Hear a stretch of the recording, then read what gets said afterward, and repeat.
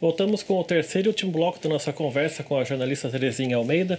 Bom, Terezinha, aí você fica na Vanguarda até o comecinho do ano passado, né? Sim, comecinho do ano passado. Foram, entre Globo e Vanguarda, foram quase 30 anos da minha vida.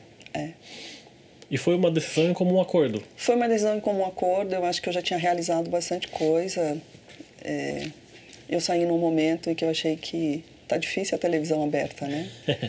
Tá difícil reconstruir, tá difícil manter a audiência, tá difícil você criar algo que seja atrativo para o telespectador, porque é muita opção, né? É muita coisa. Todo mundo concorre com a televisão hoje.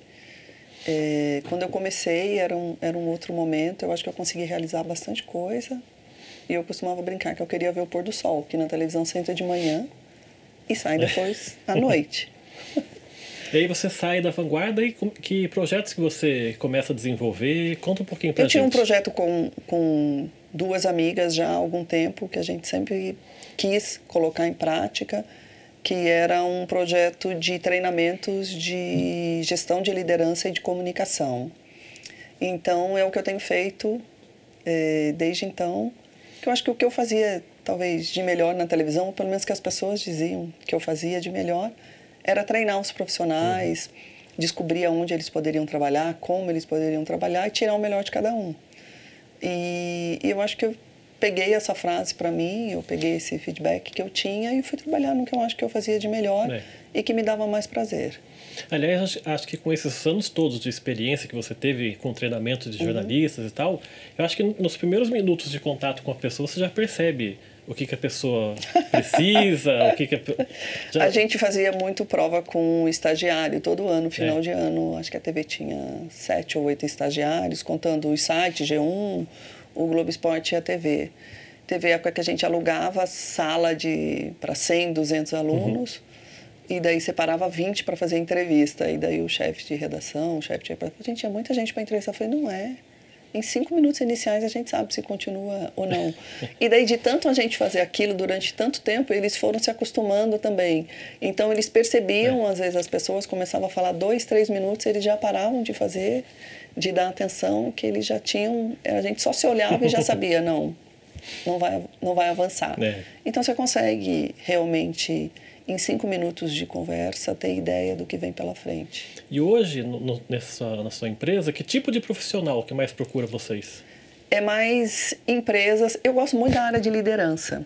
Então, apesar de não ser diretamente uma área da comunicação, o grande problema de todo líder hoje, quando a gente fala de todo chefe,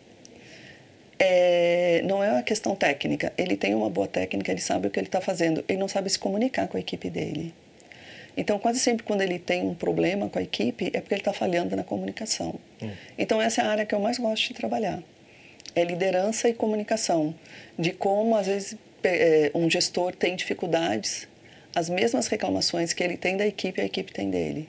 É tentar mostrar para ele que a responsabilidade da comunicação é dele e não da equipe. Que ele que tem que se comunicar bem, que ele que tem que ser claro, na medida em que ele tem que dizer de maneira muito objetiva e verdadeira o papel de cada um, o que ele espera de cada um e qual é o papel dele e como ele pode ajudar cada um a chegar no seu melhor desenvolvimento. Mas tem, por exemplo, profissionais que procuram vocês para aprender a falar melhor? Ou, sei lá... Tem muito profissional liberal, porque com o crescimento da internet, hoje alguns médicos me procuram e falam, se eu não aparecer na internet, se eu não tiver um Instagram ou um TikTok, eu vou perder cliente? Eu falei, não, você não vai perder cliente, depende de qual é o seu propósito. Você sente necessidade de falar, você quer fazer isso? Quero, então tá bom, vamos lá. Não se sinta obrigada a fazer isso. Porque se a pessoa se sente obrigada, ela não tem prazer, ela vai ter um pânico em fazer aquilo e não vai dar certo. Se ela se convenceu que aquilo é importante para a carreira dela, ok, vamos fazer. É uma coisa que eu gosto de fazer bastante. E existem algumas categorias profissionais que se preocupam muito com isso, com a imagem, com rede social. Os advogados, sim, bastante. E a classe dos médicos também, em geral. Qualquer médico recém-formado ou então os mais experientes. Já trabalhei com alguns médicos extremamente competentes, já estabelecidos no mercado e que eram cobrados pela família, pelos amigos, que eles deveriam ter um posicionamento na rede social. Então, eles queriam ter um mínimo de posicionamento.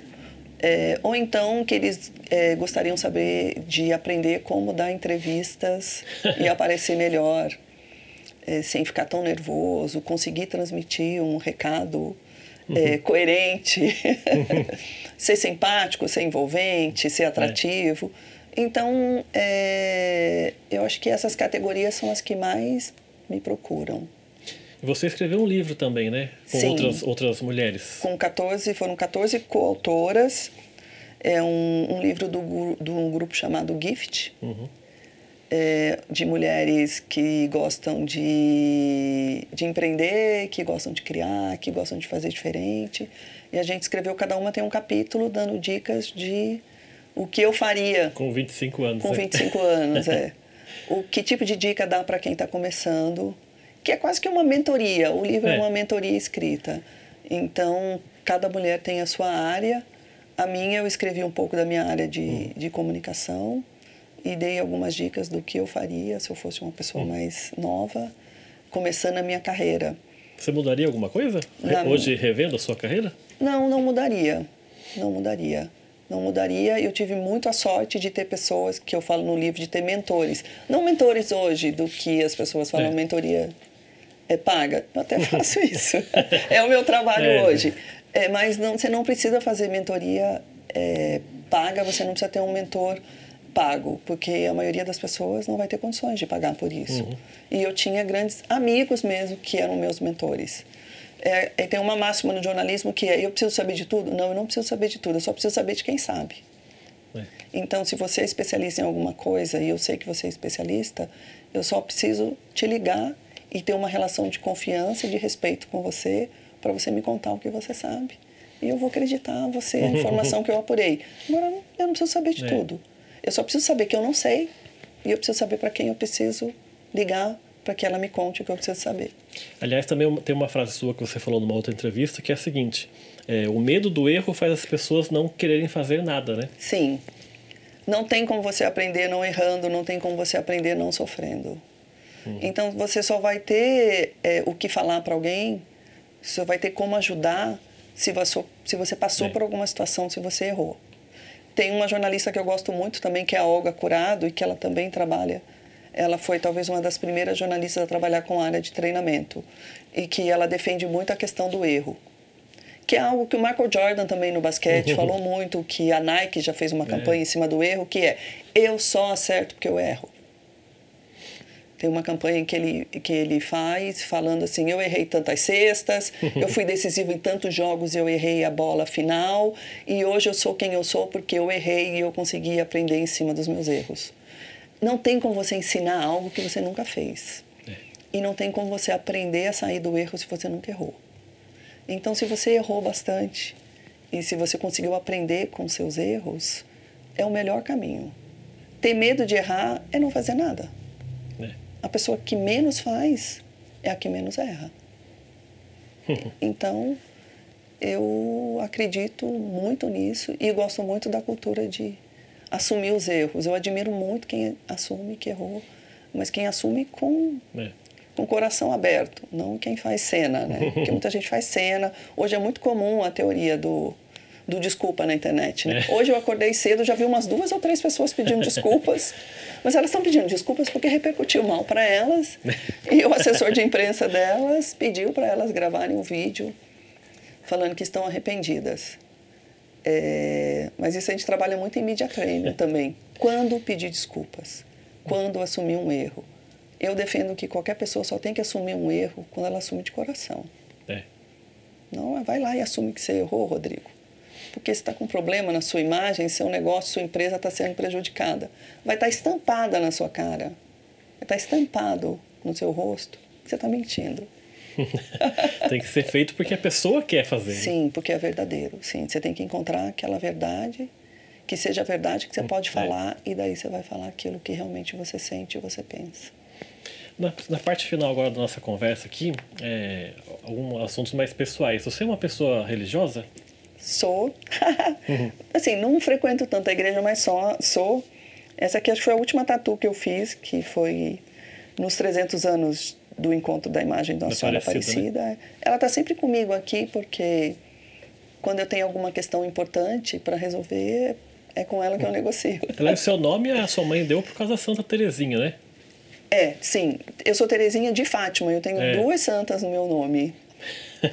Mas eu sou mais devota de Nossa Senhora Aparecida, talvez porque eu tenha ido também desde criança ao santuário, frequentei muito, participei da cobertura de 2 papas na Basílica, coordenei a cobertura de 2 papas pela TV Globo quando eles vieram. Então, assim, eu acredito muito nela, acredito muito e essa fé me ajuda bastante na minha vida. E nessa entrevista toda que a gente fez, a gente relembrou muito a sua trajetória, né, desde a sua infância em São José. Hoje, você olhando para trás, o que você sente mais saudade na sua vida? O que eu sinto mais saudade... Eu sinto saudade não é numa época nem de infância, eu sinto saudade de levar meus filhos na escola. Eu não imaginei que eu iria passar por esse processo. Eu moro num bairro onde eu passo em frente à escola que eu levava meus filhos, né? Todo dia eu passo ali em frente para sair de casa. Eu falava, gente, eu reclamava às vezes de acordar todo dia às 6 da manhã para levar meus filhos na escola. Mas era tão bom. E os seus filhos não seguiram a carreira da comunicação? A Nicole, sim, é jornalista, ela trabalha na comunicação de um banco. E meu filho é economista, também trabalha num banco. Tá certo, quero agradecer muito a sua presença aqui em Jacareí. Obrigado por ter vindo contar um pouco da sua história pra gente. Obrigada, Rodrigo. Quando quiser pode me chamar. Peço desculpas se eu falei muito. Obrigada a quem conseguiu assistir até o final. Obrigado pela sua participação aqui no Gente em Destaque. Nosso programa fica por aqui. A gente volta numa próxima oportunidade. Até lá.